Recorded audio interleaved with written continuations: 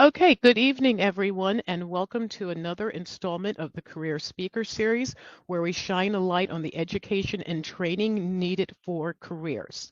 I am thrilled tonight to be joined by Oren Fisher, Data Center Specialist for Dell Technologies. But that's not the only thing that she's done in her life, so she's going to be sharing some of that with you as well. But before we get going completely, I do have one other, let's do a little housekeeping here. So just let me go over our disclaimer. The Career Speaker Series, the participants in Technically Solutions Career Speaker Series sessions offer their personal perspective, background, education, and experiences in their respective careers. While speakers may offer partial guidance, it should be understood that this is based on a limited set of circumstances. The information shared should not be construed as concrete career advice or relied upon as a personal guide. You should always seek multiple sources and conduct your own research. Neither Teshley Solutions LLC or any participant shall be held liable for any actions undertaken by event attendees. And on that legal note, we can move on with our presentation. Okay, so again, Oren, thank you so much for joining me for this event. And I am going to take a page from one of my mentor's books, and I am going to let you introduce yourself because you can do a much better job than I. Wonderful. Well, thank you so much, Therese, and thank you to Teshley Solutions for inviting me here this evening to share with y'all. My name is Oren Fisher. I am a data center specialist with Dell Technologies currently, but also to your point, that is not all that I've been in my life. I am what's considered to be early career or mid-career in my own career journey. And so I'm joining y'all here tonight to share a little bit about me, what I do now, and more importantly, how I got where I am today, looking back at myself in high school and then moving on from there all the way through the steps that led me to this role, which I enjoy very much and brings many of my passions together, but wasn't something that I had ever foreseen myself doing 10 years ago. So I'm very excited to join you all tonight. And please just let me know, Therese, and I'll go ahead and get the presentation started and jump into that. Okay, why don't you go ahead with that? I will let you go through everything. I looked at the slides. You've pretty much touched upon most of the questions that I was going to ask. I may occasionally interrupt if you don't mind too much, but mostly I just want you to share your career path, and so that the viewers know that it is okay to change your mind. Mm-hmm. There was an old commercial that a mind is a terrible thing to waste, but it's also a terrible thing to get necessarily stuck on one path. Sometimes the roads split, and it's okay to follow that other path. Absolutely. Well, fantastic. I will go ahead and kick it off. And let me know. Let me know if you're able to view my screen there. You are good to go. Wonderful. So fantastic. Everybody, as I mentioned, my name is Oren Fisher, and I am a data center specialist, as well as answering some of the common questions and audience questions that Therese is going to share. I am going to share a little bit with y'all this evening about who I am, what I do, and how I got here. And then maybe most importantly, why does this matter? And some of the things that I've learned along this journey that I would share with myself if I could go back in time, let's say 10 years ago, to that younger Oren and share just some of that experience. And then I know that there will be some questions here throughout, which I would welcome. At the end, if there's anything I didn't touch on or anything that y'all would particularly like to know, please feel free to go ahead and share those questions with me as well, and I'll do my best to answer. Okay, great. I'm looking forward to this.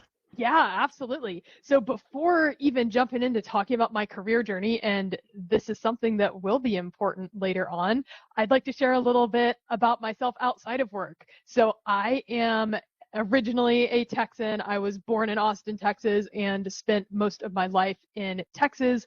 I studied computer science and animation at UT Dallas and did receive my bachelor's degree in that, and then started my career journey back in Austin, Texas, where most of my very large family here in one of the photos on this slide lives. I have a fantastic and very talented partner who is currently doing medical residency as a doctor at Johns Hopkins Hospital in Maryland. And so my relationship led me to the beautiful city of Baltimore, very well known as Charm City, and that is where I've been living for the last 6 months. I do love to bake. Actually, one of the photos there in the bottom left corner are some mooncakes that I made for the Mid-Autumn Festival just yesterday. I am also super passionate about being active. There's a photo of myself bouldering. I love plants and my little home garden. We have a wonderful sunroom here in our home in Baltimore that I have filled with everything from pepper plants and basil plants to succulents and lovely trailing vines and house plants, a wonderful place to read. And then one thing that will factor very heavily in my story tonight, and that's very important to me, is that I am also a visual artist and illustrator. So I've done everything from event art, which there is a photo of me up there doing some art for an event in Austin, Texas for a nonprofit, to studies and animal illustrations, to other illustrations and pictures as well. And I did also major in animation and worked in that field for a little while. So that's just a little bit about myself before we even get into the question of what I do for work, which is what I'm here to share with y'all tonight. So as mentioned, I am a data center specialist. And what does that mean for me? Well, my job in one sentence, it is to help businesses as well as nonprofits size and configure data center equipment for their business. And typically when we think of data center equipment, this will often be a device called a server. You might have heard of this before when it comes to a Discord server or a Minecraft server, and I'll go a little deeper into what that is here in a moment. It could also include something like a storage device, which is exactly what it sounds like. It is a device that's somewhat like a computer that stores a massive amount of data, something else that I will be touching on later on. It also includes everything that protects a data center full of these servers and supercomputers and storage devices. So your firewalls that provide security, devices that allow your servers and storage and your computers to talk and communicate to each other, and every other little thing that goes into the architecture of one of these data centers or server rooms. So it is my job to understand all of those things and to go and talk to CTOs, to IT directors, to people who manage the technology of an organization and help understand what problems they're having, what issues they need to address, or what they're hoping to achieve with their business goals, and help match them up with the exact right technology hardware and the exact right solution that will help them get to where they need to be. Okay, Oren, if I can interrupt Yes. you for just one moment. In the wonderful world of the alphabet soup that we live in, just in case someone doesn't know what a CTO is, can you just Yes, that would allow? be a chief. That is a wonderful call out. A CTO would be a chief technology officer. So you may have heard of a CEO, a chief executive officer. The CTO will be someone who works alongside the CEO, that chief executive officer who's in charge of running the entire company. The CTO would be somebody in an organization who is the very top of the food chain of the pyramid when it comes to managing an organization's technology and their technical solutions and determining a strategy for how that business is going to use technology to further their business goals and to help their people succeed and help their customers succeed. Thank you for interjecting. That was a wonderful question. So that is what I work with. My job would be considered an office job. It is an 8 to 5 schedule. I do have some teammates who work 7 to 4 or 9 to 6, but broadly we would call it an 8 to 5. So Monday to Friday, I arrive or log into work at 8 a.m. I work about 4 hours. I have a lunch break, and then I work until 5. So a very traditional business schedule. Personally, I work remotely ever since moving. Prior to moving, I worked 5 days a week in the office for several years. And then before that, I worked about 3 days in the office and 2 at home in this particular career. So this is a job that can be done 100% from home and remotely. It is also a job that can be done in an office environment if that's something that you enjoy and that you thrive in. It is very versatile in that sense, but in terms of the hours, it's a very set schedule and a very traditional schedule. And one other thing about my job is that it is extremely collaborative. As I mentioned, a lot of my job is almost like matchmaking, speaking to these organizations and these technology leaders and helping match them up, so to speak, with the exact right solution for what they need. But my job is also collaborative because I do an incredible amount of work before I even talk to a customer with my wonderful team. Over here underneath my headshot is a screenshot of a little app icon. That is an app called Teams. It is a business messaging app. And this is what mine looks like pretty much every day because I work supporting 20 to 30 account executives at my current organization. So that is 20 to 30 people where their entire job is to contact the customers who they are responsible for taking care of and understand what those customers need, the problems that they're having that we might be able to assist them with. And when any one of those 20 to 30 people who each works with around 500 companies, if they identify any kind of problem or any kind of need within the data center, they will be reaching out to me to set up a call with that customer to speak to them, to understand what they need or what they want, and to ask them some more questions so that I can provide that solution for them. So much of my day is spent speaking with these account executives, these wonderful people who I work with, and helping them come up with strategies to reach their customers, helping advise them if they have a business who they're working with that maybe needs some assistance, needs some help, needs a new solution that I may be able to assist with. So much of my job involves not even just speaking with these customers and technology leaders, but also working very effectively with a very large team of people who are doing very time-sensitive and fast-paced and important jobs and helping enable them to do their jobs better. And that's something else that's very fulfilling about this job.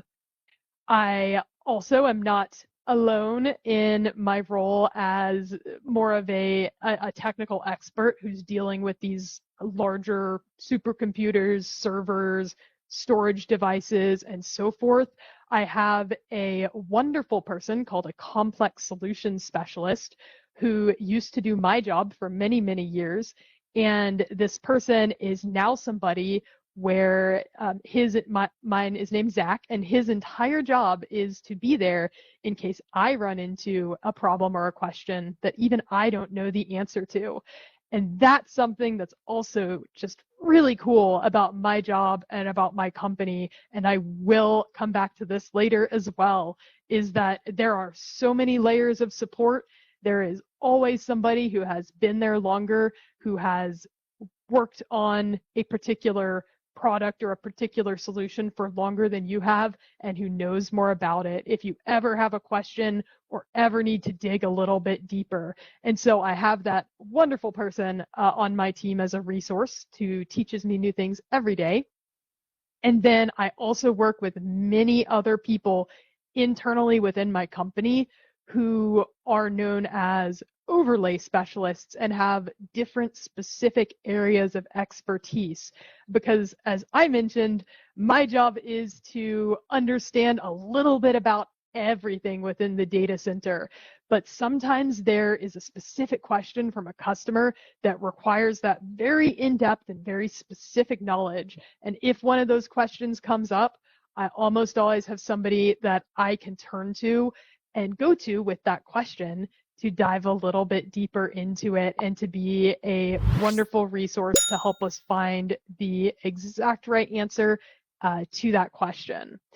So typically, with all of this overview and all of this context, a day in my life at my job looks like I will log in to my computer at 8 a.m. I have a wonderful dual monitor setup, so I will open up all of the little screens and the tools that I use to research and to configure solutions and to communicate with my team.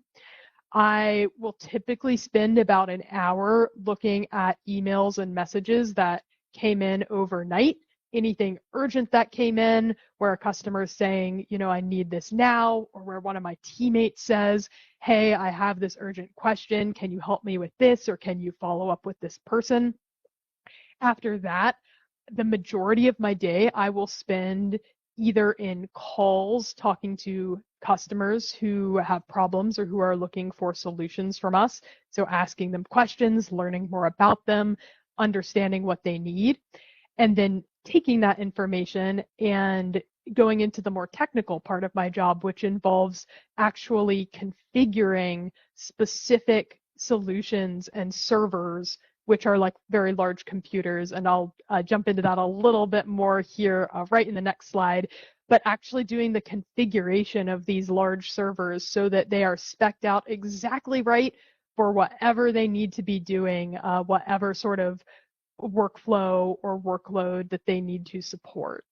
And the rest of the day when I'm not doing that, I will be in meetings with my team. So training them, providing them with additional resources, and providing them with strategies that they can use to be better at their jobs.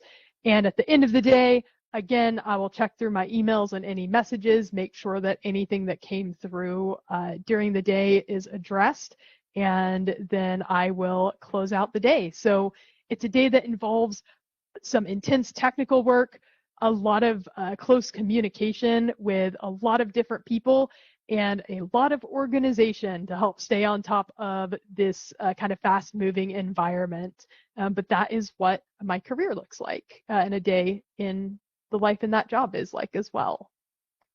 Sounds like it's never dull. It is not. It is not. Every day is different, and that is one thing that I really love about the job. It's dealing with the same subject matter broadly, but every single day and every single customer or problem or desire or goal is a little bit different. And having that variety inside of that structure is something that I personally really enjoy. And it's a very neat aspect of this job that is not discussed enough. But awesome. And to give a little bit more context for what exactly I'm working with and what a server is, here are a couple of pictures of the technical device that we call a server. The simplest way to explain a server is that a server is a super powerful computer. Looks a little bit different than the computers that you might be used to, like a laptop computer or even a PC, although this tower server down here might resemble an older PC a little bit. And more importantly, it is a super powerful computer with a special job. It can be small, both in size and in technical specifications, or it can be huge, again, both in terms of size or in terms of technical specifications, depending on its specific job. And with servers, we call the job of a server the server's role. You can have, if you're a business, you can have one or you can have many. In a data center, sort of like this photo that I have up here. Unfortunately, I don't have a picture of myself in a data center, but of this gentleman. This is a data center full of many, many servers that may be working in a setup called a cluster to do extremely high-speed processing for data that needs to be processed very quickly, maybe something like machine learning for artificial intelligence, or you could just have one server if you're a very small business and you just have a little bit of data. You might just have one server like this tower server down here. So you're already starting to see how much variety there can potentially be just depending on the specific organization that I work with.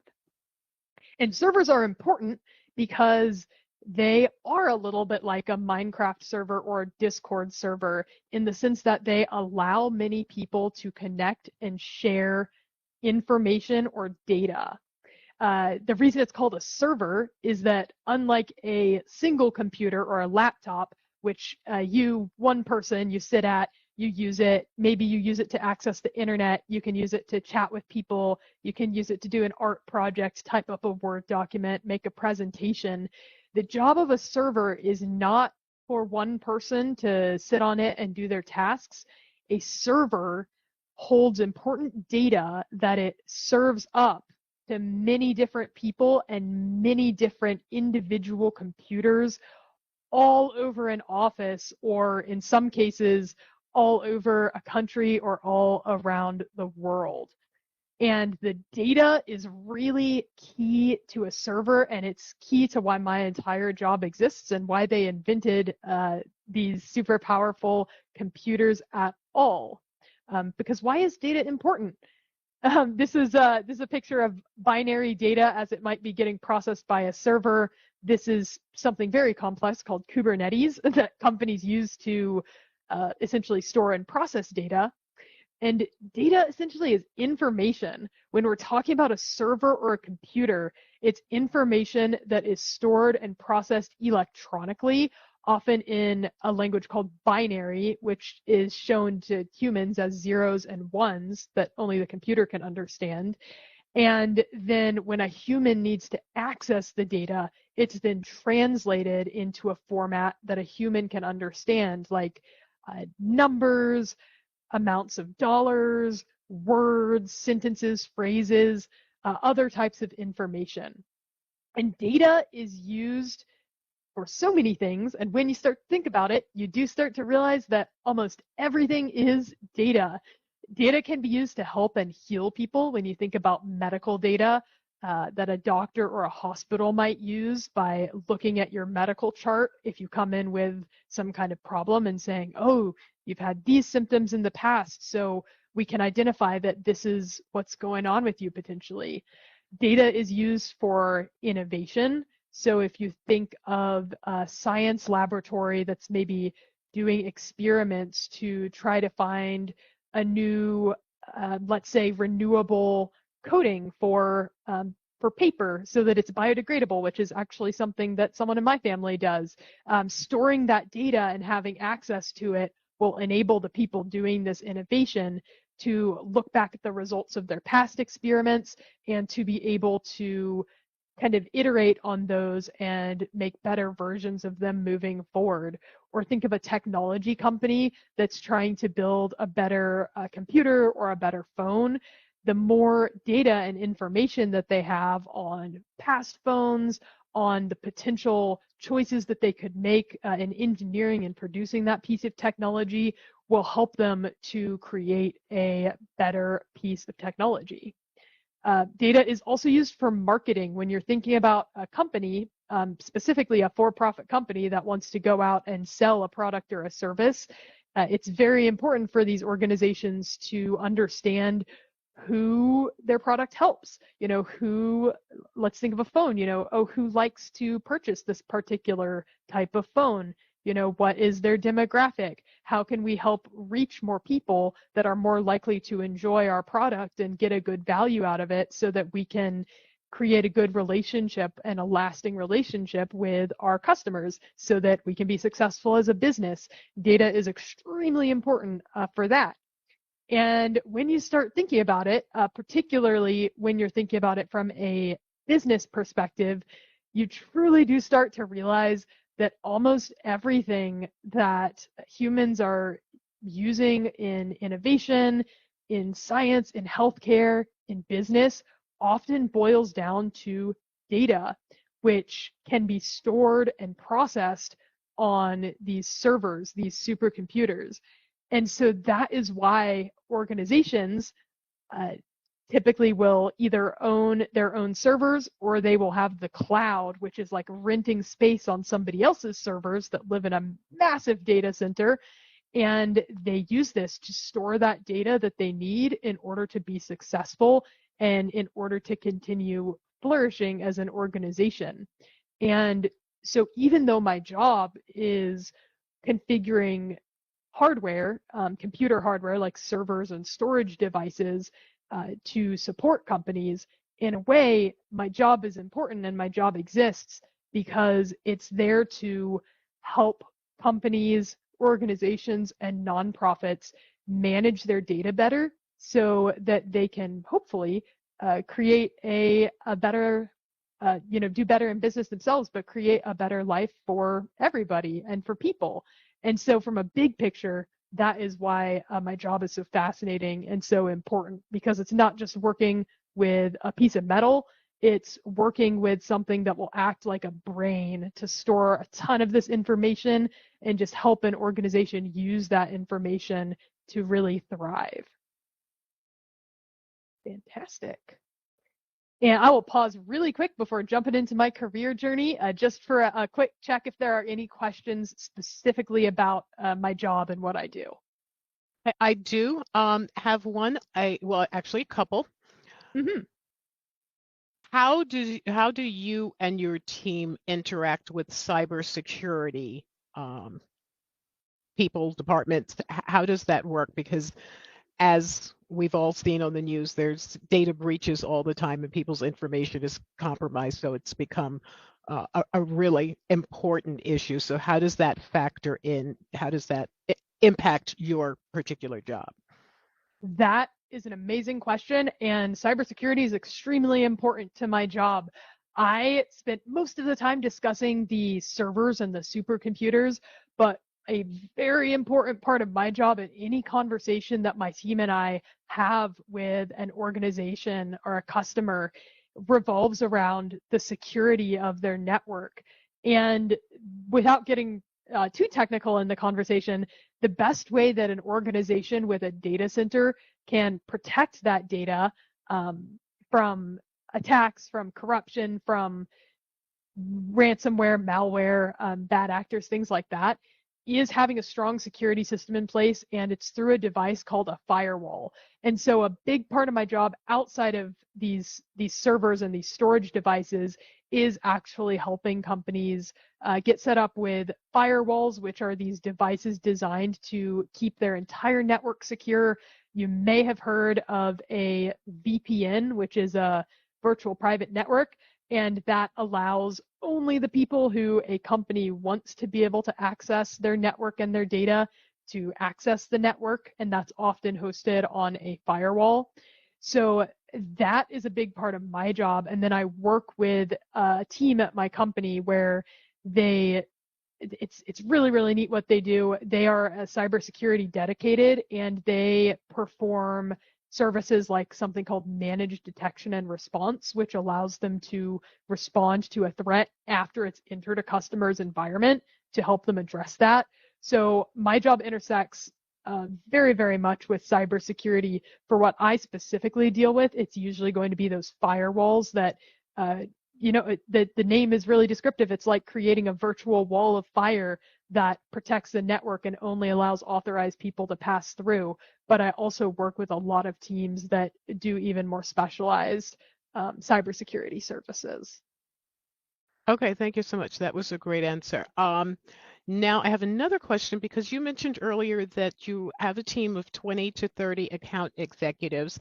And did I hear you correctly that they could have up to 500 customers Uh-huh. that Mm-hmm. they're servicing? Okay, so um, that's thousands and thousands of customers.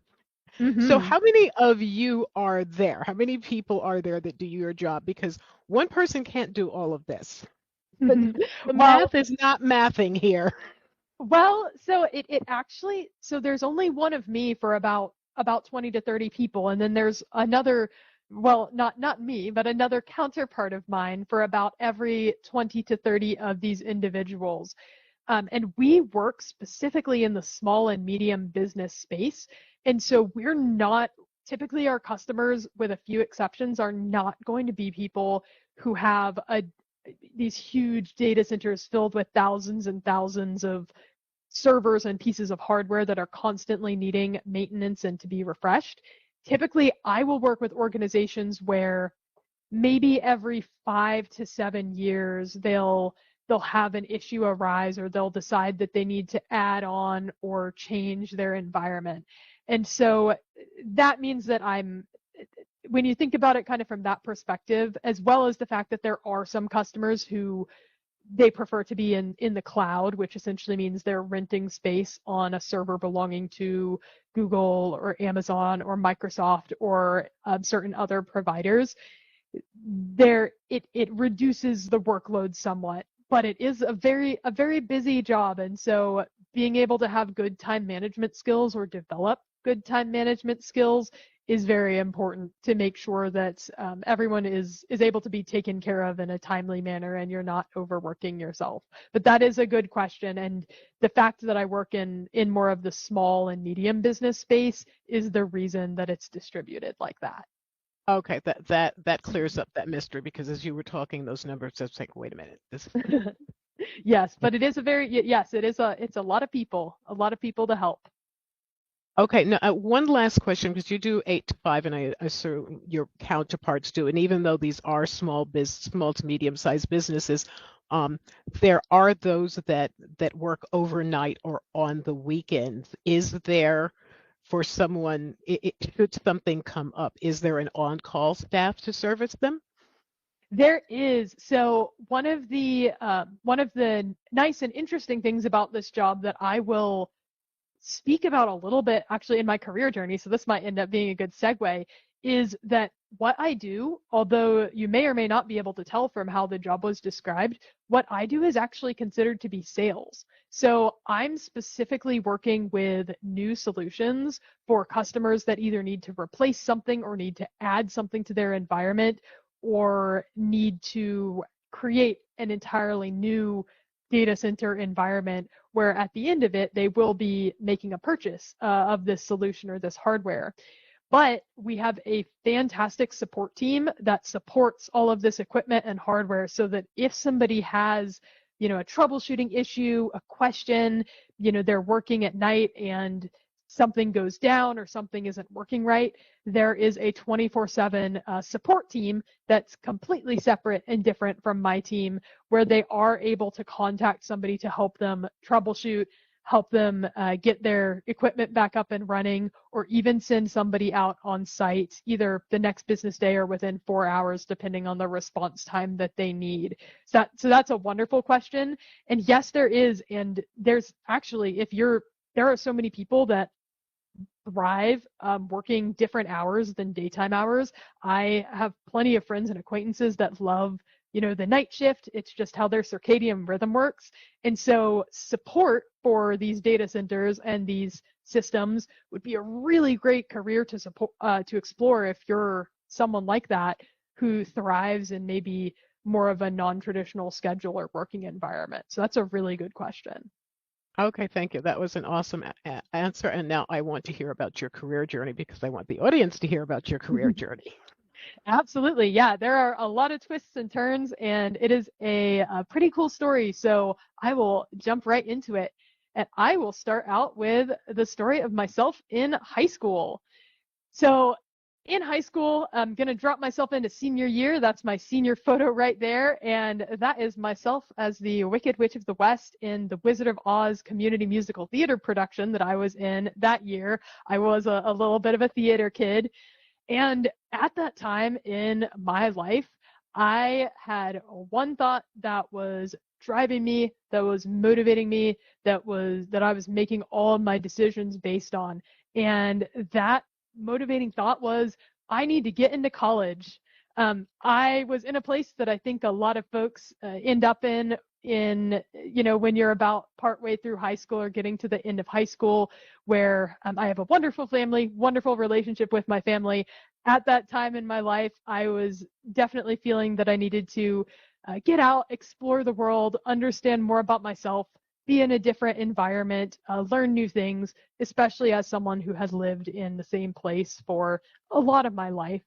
And I did also come from a background that I would say is fairly privileged and very fortunate, in that there was always an expectation for myself and for my siblings to go to college. I was exposed to some stories of entrepreneurs who, it's like, oh, this person was a genius and they dropped out of high school because their brain was wired differently, and they started a company and became a millionaire and were super successful, and they never went to college. So I knew that there were people who had career paths that didn't involve college. I have some wonderful family friends who are in the trades who also did not go to college. And, in my subconscious, I definitely had an awareness that people existed who had very fulfilling careers and jobs and had not gone to school. But the expectation for myself and my siblings was indeed that we would go to school. And so I wasn't really thinking so much about, what do I want to do for work? What do I want to do for a career for the rest of my life? And many times my thinking was much more focused on college. And then, although I was fortunate to have that expectation of, you will go to college and education is important, I did not have a background that would provide financial support for college. That wasn't something that was on the table. And so another really big focus and a big part of my motivation and what I was thinking about there in senior year was, what do I do, financially? What's the best decision? Because I'm being accepted to some of these colleges where I would really love to go, but I would need to potentially look at loans, take out a loan, potentially go into debt. And that was something that I just put a lot of thought into and said, do I want to do this, or do I want to choose to go to, let's say, this state school that has offered this amazing scholarship based on merit, but it may not be that dream, liberal arts college in the Northeast or what have you, that I also had on my radar. So I was thinking about all of that very, very much. At the time I was working, I was doing a little bit of tutoring, a little bit of babysitting and nannying, and art commissions, because I was active on the internet in an art community. And so I was doing a little bit of those kinds of work, but not really thinking about how it would tie into my career, because I didn't really see any of those things as a viable career. At the end of high school, I had actually decided that I wanted to be a doctor. And I decided that I wanted to be a doctor because I thought that doctors make a lot of money and people will respect me. And so when I started out in college at that state school that had offered the scholarship, I went in as a pre-medical major, a biology major, living in their housing for pre-med people that wanted to become doctors. There's a picture of myself in college. So I am obviously not a doctor. I spent about a year and a half in the biology major and in the pre-medical pathway, and met a lot of amazing people who I'm still friends with today.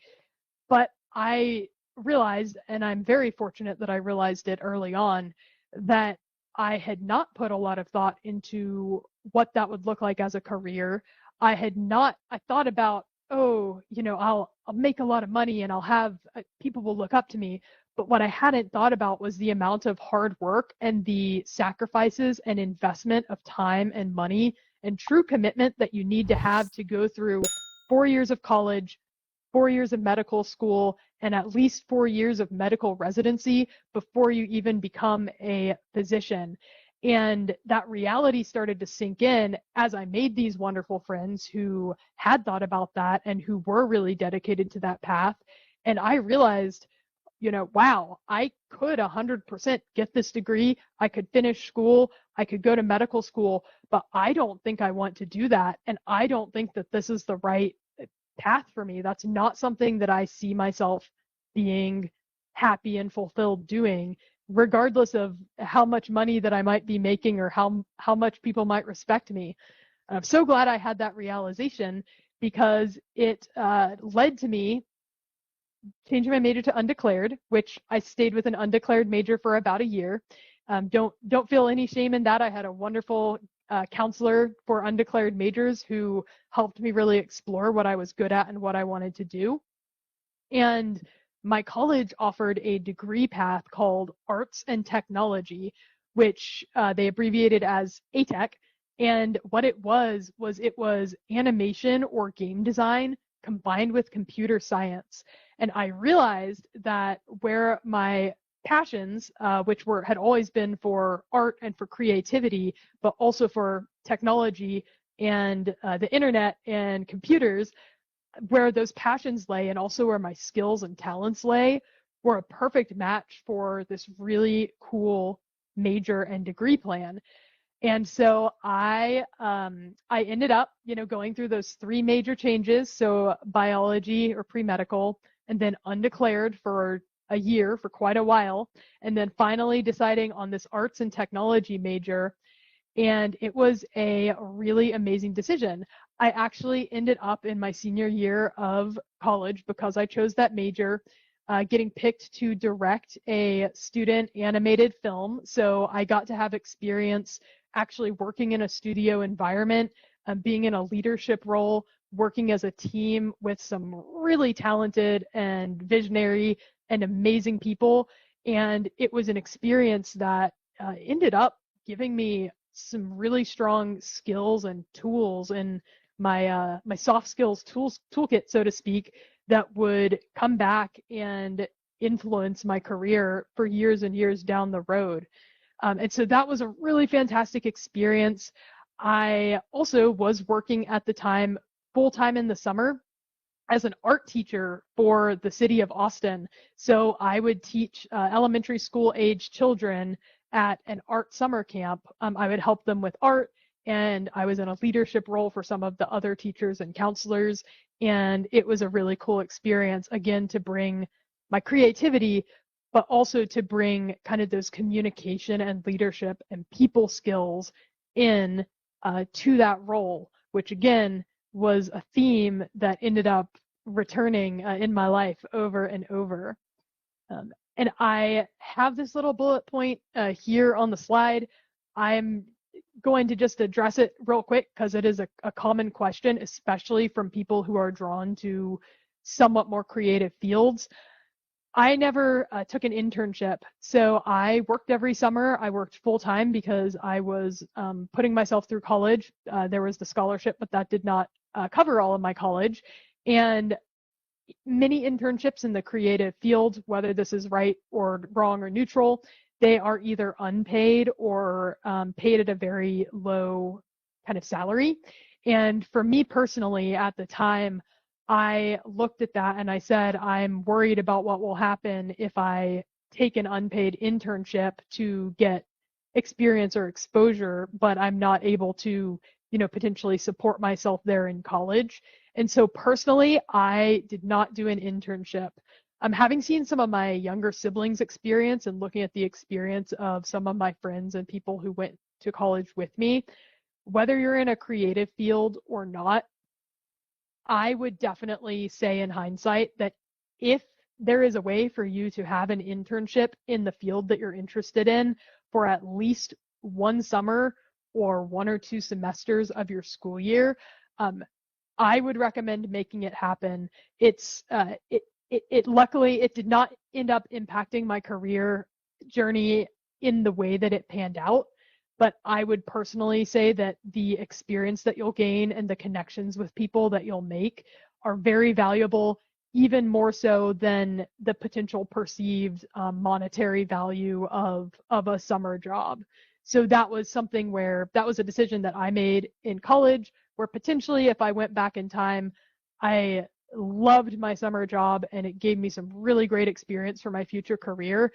But I would recommend to myself and say, hey, figure out a way to make this happen. If you have to make some sacrifices, it is worth it because it will pay off and it will potentially impact just that career journey. But I ultimately had a fantastic time in college, fantastic experiences, and I did graduate in 4 years, which was, so exciting. There is myself on my day that I graduated college. And I graduated college and I was super excited to get to work in the animation industry and use that more artistic and creative side of my degree. So I went ahead and started looking for work that was nearby to me there in that industry. And that was where I kind of ran into some interesting experiences that I hadn't counted on. I found a fantastic, very very interesting creative job as a lighting and compositing artist at an animation studio, working on a couple of super cool shows, including this mecha show here that there's a screenshot of there. And I was so excited to go in there, use my creativity, work in this job and this role. And I learned a lot and had a fantastic experience. And I learned a lot on the creative side and on a skills development side. But I also learned that the vision that I had of a creative job, of being a job where you go into the studio and you work with your team and you create beautiful art and you have a wonderful time and you work for 8 hours a day and then you leave and then you come back the next day, was, at least in my experience, it did not turn out to be the reality.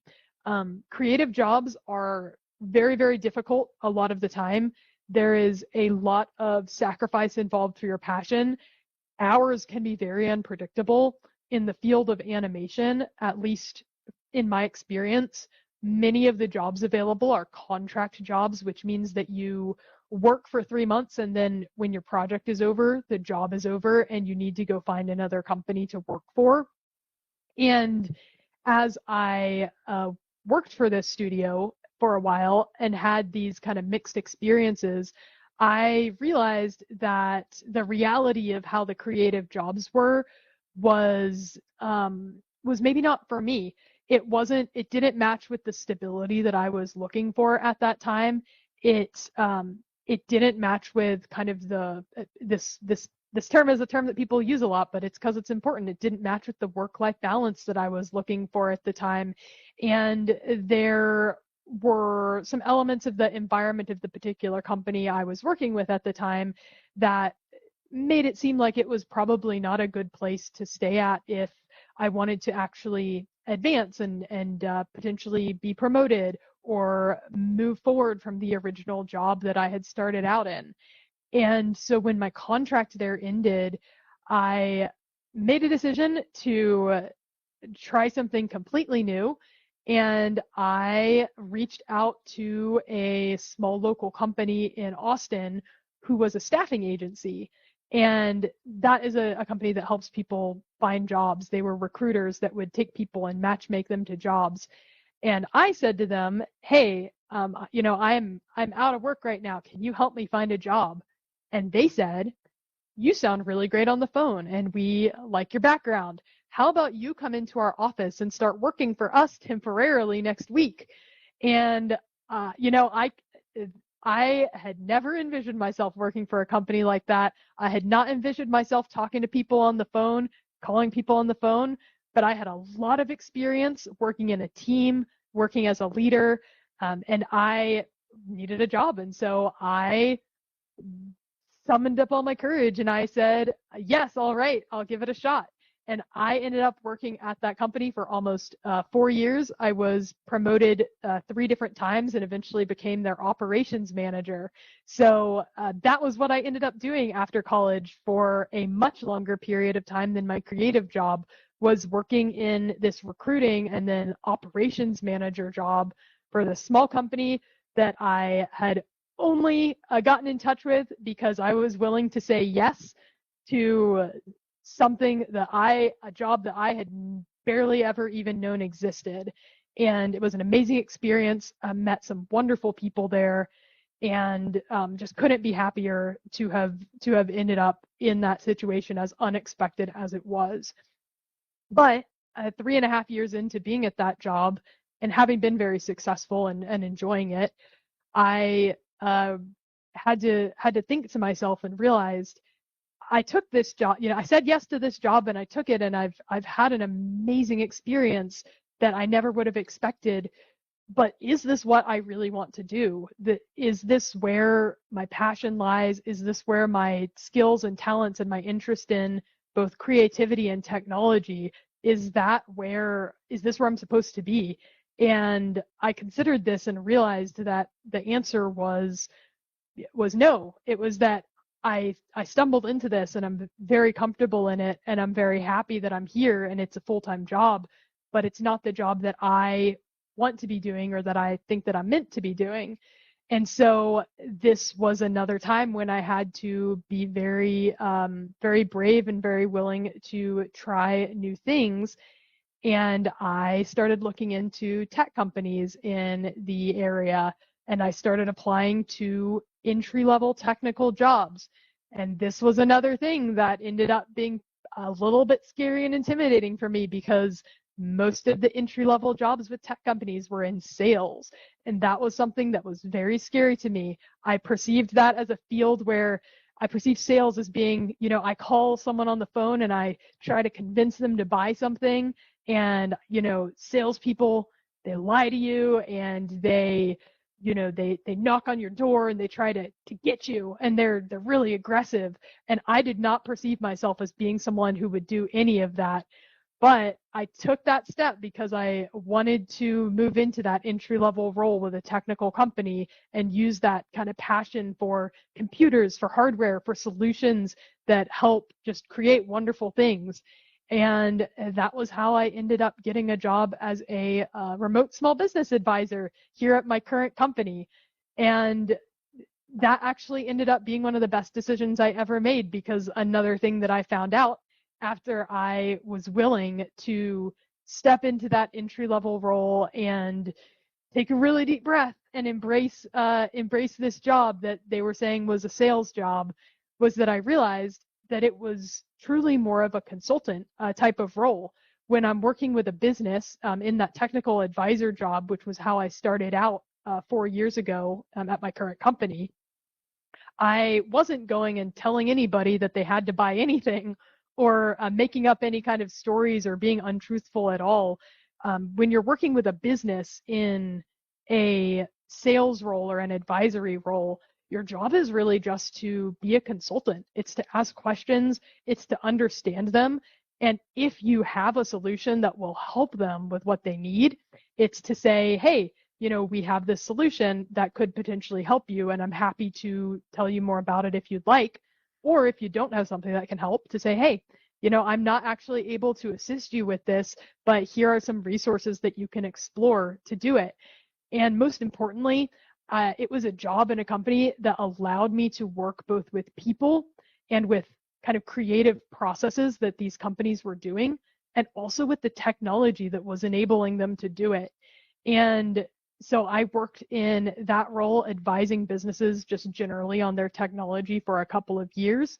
And because this company that I came to had an environment that was very focused on teaching and on developing people and on helping people take the next step in their careers, I was very fortunate to have a manager who helped me develop, a technical specialist who worked with me, who helped train me and helped me get to the point where I could step into this very technical job, working much more on that technical side while still having that interpersonal element and getting to really embrace a lot of those things about both my background and my education and my skills that are so important to me. And so it really was a journey that came about by sometimes feeling a little bit lost and not really knowing where I was going, but being willing in those moments where I didn't know where I was going or what to do, to say, I will try something different. And then when something new was offered to me, to say, well, I might not have ever envisioned this as being something I would do, but I am willing to give it a try. And I've been very fortunate that not only has that worked out, but it has led me back to a path where I can use my passions and my skills just in service of other people and helping them just achieve what they're trying to do, whether that's in their businesses or personally. And I know that I want to be kind of conscious of our time. This is a little bit of a visual of exactly how my career journey played out since I graduated college in 2018, over the 7 years leading up until now.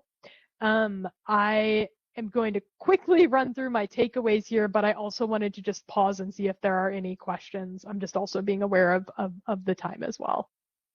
Not so much a question, but just a comment, because you talked about your family's financial situation and making the determination to attend the state school, which I often recommend to students. But also, you talked about the program that you attended, the ATEC program, and that kind of innovation often doesn't exist at some of those top tier schools there.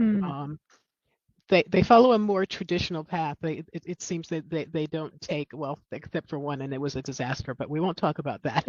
So I want, in addition to the financial aspect, of those who are looking to go to college should also look for the most innovative programs in the fields that they want to study. And they're oftentimes not at the top tier schools.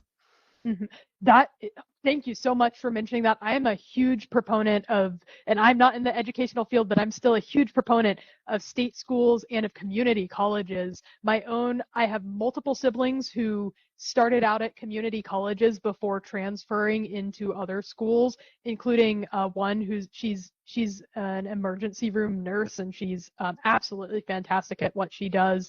And my partner, who's now doing residency at a top hospital, did her entire college degree was at a state school in Georgia. If you're a Georgia resident, state schools are free. Yes, I could not agree more. Just based on my own every single personal anecdote that I've ever heard, I think state schools and community colleges are really something that I'm so grateful that I went to college where I did. I felt like I had to do it at the time, but I am so grateful for that program and for the experiences that it gave me. So thank you so much for calling that out. Absolutely. Okay, so I'm going to let you finish up here. Perfect. I am going to kind of briefly run through this. So thinking about those experiences that I've described there are 3 questions that I find to be central that I would ask my future self. And if you're my past self, rather, and if you're someone who's in high school or college, or you have somebody like that in your life, I would recommend just really considering these questions as you're thinking about your steps after high school, whether that involves college or not, and what you truly want to do. Asking yourself, what do I want my life as an adult to look like? And that's not just asking yourself, what am I passionate about, or what do I like, but asking yourself, what do I want to do every day, most likely for around 40 hours a week, if not more than that. What do I actually want to do? Where do I want to live? Do I want to live in a city? Do I want to live rurally? Does where I want to live impact the type of job that I should be looking for, both in the sense of remote work versus work on site or in an office, but also in the sense of certain industries. What hours do you want to work? We kind of talked about that earlier. Are you someone who would thrive with sort of that very corporate schedule, or are you someone who would do better with a different kind of schedule and environment? Do you want your job to also be your passion? I found out that at least early on in my career, that was not that was something that I had to be more balanced and considerate about, rather than just saying, "Oh, I love the artistic field, and so I want to go work and make artistic productions every day, 5 or 6 days a week." That's not always the path forward for everybody.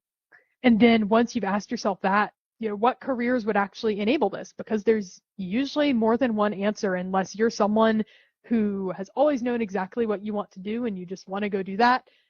You're usually going to have at least two or three, if not more, jobs that would let you reach that life that you want to live. And then, most importantly, and so often overlooked, where would you be comfortable starting if you're not able to immediately leave high school or graduate college and immediately jump into the job that you want? You have to ask yourself, where am I comfortable starting? Where would I be willing to say yes to try something new or to try something scary?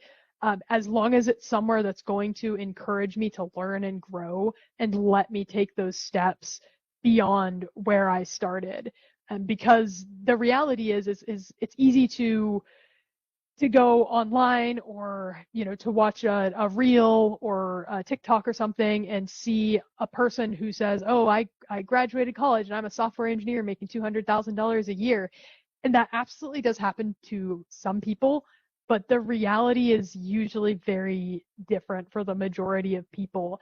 And a lot of the time, the question of where you want to end up is important, but the question of where you're comfortable starting out and where you can start that will let you get to that future point in time is one that often doesn't get that same consideration, but I think it's possibly even more important. And so I want to be conscious of the time, so I will pause there and just for any potential questions before wrapping up or anything. No, I think we are good. You did a great job on covering almost everything. I took some pre-questions in, which you already addressed, and then I slipped one in there earlier on. And don't apologize, because somehow these things always run over, because I will say I have a good eye for picking speakers, and they're very passionate about their jobs, which is what I love. And I enjoyed that. So that was, thank you so much for sharing your incredible journey and touching on some really important points. I think this will help young people trying to, first of all, I think it'll help them settle down, that they have to pick one career by the time they're 12 years old and then stick with that until they're 75. That is not the case. I love the point you made. Again, I know I said it already about state schools. Then also appreciate the benefit that you are living in the age of the internet and you can research anything and everything. Mhm. Back when I was looking at schools when the dinosaurs roamed the earth, I had none of that available to me. So take full advantage of it and hone your skills to discern between what is real and factual, and yeah, what is someone just making a TikTok video trying to get clicks, because people say a lot of things on social media. It's not always true, so look for those legitimate verifiable sources. But again, Oren, thank you so much. This has been incredible. You've given everyone so much to think about, both students and parents. I think maybe it'll cause parents to dial back a little bit. And I just can't thank you enough. And so I am going to conclude this now. I just will remind people that we add career speaker series throughout the year. And if you would like to see this again, it will be on the Education Unpacked YouTube channel as soon as humanly possible. I wish I could give you a date, but I can't. But as soon as humanly possible, it will be up there. So again, Oren, thank you so much.